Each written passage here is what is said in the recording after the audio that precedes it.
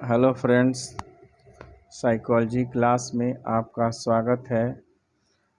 आज हम मनोविज्ञान के आधुनिक संदर्भ का वर्णन करेंगे। आधुनिक काल में मनोविज्ञान का कोई स्कूल नहीं था। प्राग वैज्ञानिक काल में मनोविज्ञान दर्शन शास्त्र का एक शाखा था।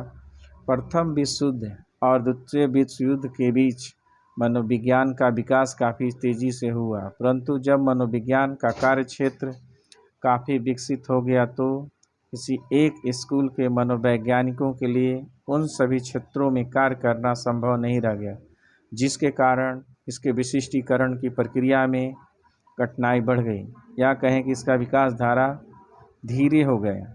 आधुनिक मनोविज्ञान का विकास विभिन्न मनोवैज्ञानिकों के संदर्भ में हो रहा है।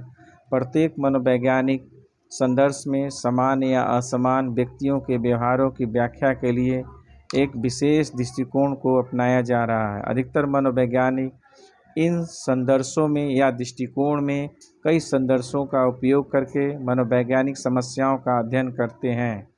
ऐसे प्रमुख संदर्भ निम्नलिखित है, जिनमें पहला है मनोगतिकी संदर्भ। मनोगतिकी संदर्भ का विकास सिगमंड फ्रायड के सिद्धांतों से हुआ है। मनोवैश्लेषिक उपागत कई दशकों में नव फ्रायडवादी मनोवैज्ञानिकों के योगदान के परिणाम स्वरूप काफ़ी परिवर्तित हो गया है।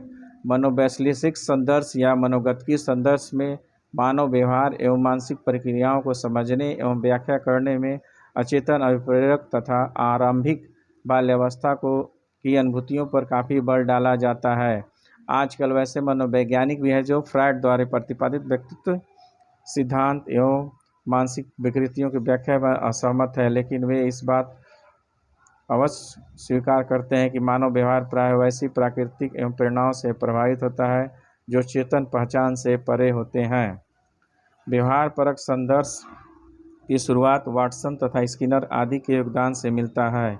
व्यवहार परक संदर्भ में प्राणी के व्यवहारों को अधिगम अनुभूति एवं पर्यावरणीय कारकों के द्वारा सुगठित किया जाता है। व्यवहार के कारणों को समझने के लिए मनोवैज्ञानिकों को इन पर्यावरणीय कारकों का विश्लेषण करना आवश्यक होता है और व्यवहार परिमार्जन के कार्यक्रम द्वारा समस्यात्मक व्यवहार को बदलने का प्रयास भी किया जाता है। वाटसन और स्किनर के प्राणी के आंतरिक अवस्थाओं को व्यवहार का महत्वपूर्ण निर्धारक नहीं माना है, लेकिन उन्होंने प्राणी के उद्दीपक चर तथा अनुक्रिया चर को महत्वपूर्ण माना है क्योंकि इनका मापन संभव है, परंतु कुछ व्यवहारवादियों द्वारा व्यक्तित्व के आंतरिक अवस्थाओं जिन्हें प्राणी चर को महत्वपूर्ण निर्धारक बतलाया गया और इस तरह से उद्दीपक चर तथा अनुक्रिया चर के बीच आने वाले प्राणी चर के महत्व को भी उजागर किया गया है। टॉलमैन, हॉल, स्पेंस विचारधाराओं से इन प्राणी चरों के महत्व को भी दिखलाया गया है। तीसरा है संज्ञानात्मक संदर्भ। संज्ञानात्मक संदर्भ में मानसिक प्रक्रियाओं के अध्ययन पर सर्वाधिक बल डाला जाता है।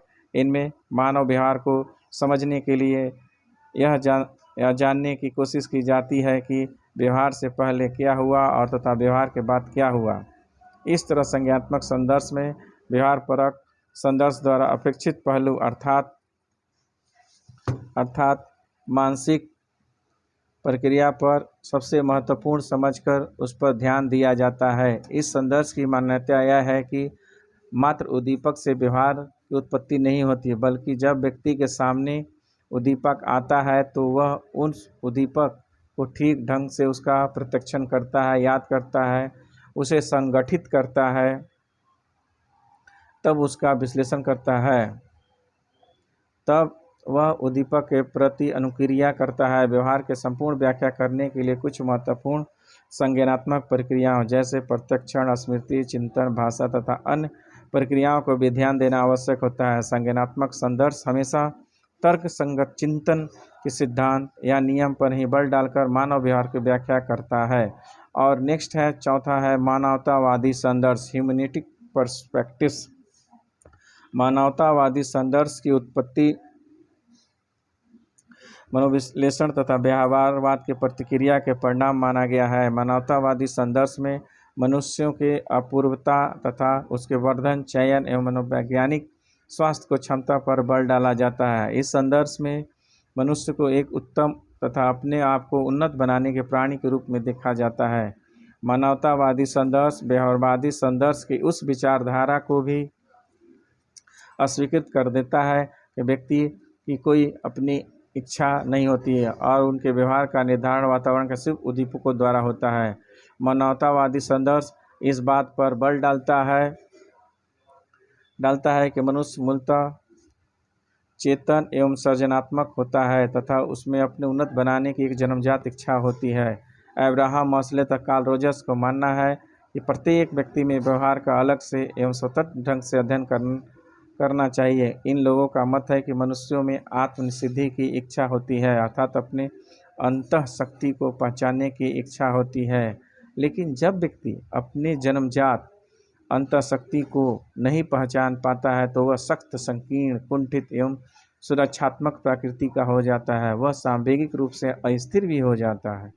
दिखता है ऐसे लोग कि कभी कभी यह भी नहीं पता चलता है कि वह क्या करे और ना करे। लेकिन मानवतावादी संदर्श में कुछ खामियां हैं। इन लोगों का मानना है कि मानवतावादी संदर्श मानव प्रकृति के बारे में जरूर से ज़्यादा आशावादी विचार दिखाया गया है। इस संदर्श में व्यक्ति के अपने जन्मजात अंतःशक्ति को पहचानने की क्षमता होती है। इसका वैज्ञानिक अध्ययन संभव नहीं है। ये है हमारे मनोविज्ञान के दृष्टिकोण या आधुनिक संदर्श, जिसमें 4 है। पहला था मनोगतिकी संदर्श, दूसरा था संज्ञानात्मक संदर्श, तीसरा था व्यवहारवाद संदर्श और चौथा है मानवतावादी संदर्श। इस सभी दृष्टिकोण है मनोविज्ञान के। अब अगले जनरल साइकोलॉजी के वीडियो में मैं मनोविज्ञान की विधियों के बारे में जानूंगा। इसमें सबसे पहले हम प्रयोगात्मक विधि के बारे में जानेंगे। दोस्तों धन्यवाद।